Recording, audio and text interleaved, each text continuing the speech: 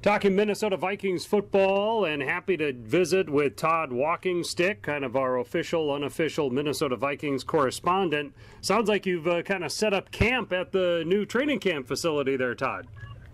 Yeah, I feel like I've lived here the last 3 days, Sunday, Monday, Tuesday. It's been, the weather for one thing, it's been not overly hot, but it's been blue skies. So they're at their new facility in Eagan. What are your first impressions of what training camp is like there?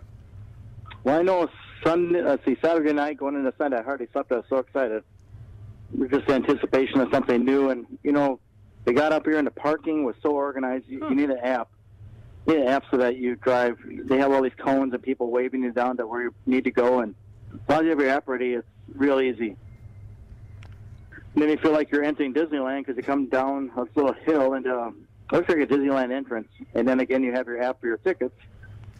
And what's nice about this place versus the Viking Stadium is the bags that people bring in. There's no limit bag size, but they are subject to search. Mm-hmm. That's one advantage. And then water's $1 here, $1 here. Food is decent price. So. Wow. As far as access to players, I know in Mankato you could get right up and close and personal. Is it different? They've lost all that so far.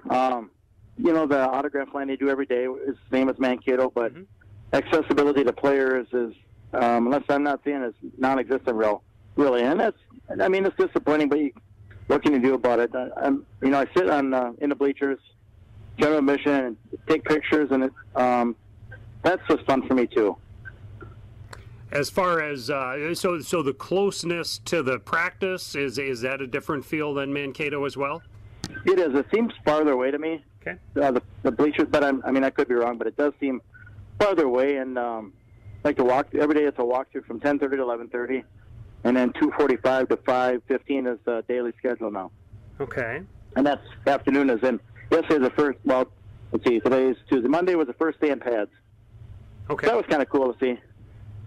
As far as being able to watch the multiple fields of practice or see different guys you want to see or different positions you want to see, how is that access and how much are you seeing in Eagan? Very accessible. The field is 2 fields side by side facing north and south. So you sit in the south end bleachers of the end zone, and there's 2 fields next to each other, and offense is one side and defense is the other, and once they all get together and practice, well, actually they do it more late, now the camp's into session, but yeah, that's you can watch, it's almost too much to watch sometimes. How are the crowds of spectators and fans, and what is some reaction you're hearing from the general public about the new place? This place is so big, so really it seems like not very many are here, but I'm sure I'm wrong. It's 33 acres, but I mean, that's not all the Viking stuff, but it's a big spread out. It's really well organized. Okay. The kids, there's a stadium where the players or the game Saturday night scrimmage will be on the stadium, and there's, I don't know the seating that holds, but that's where they have things set up for kids. So they have 100 yards to play on, anywhere from kicking field goals to throwing footballs to a 40-yard dash, a vertical jump. The kids have it made down there, and it's really cool to see. You said this Saturday is a scrimmage between offense and defense? Yeah. Yep, it's the night where I think it's 7 o'clock it starts, and it's a scrimmage. There's hitting going on, but not, hardcore hitting, and then the quarterbacks are off limits, and then afterwards, introduce the players, and after that, they have fireworks display up here.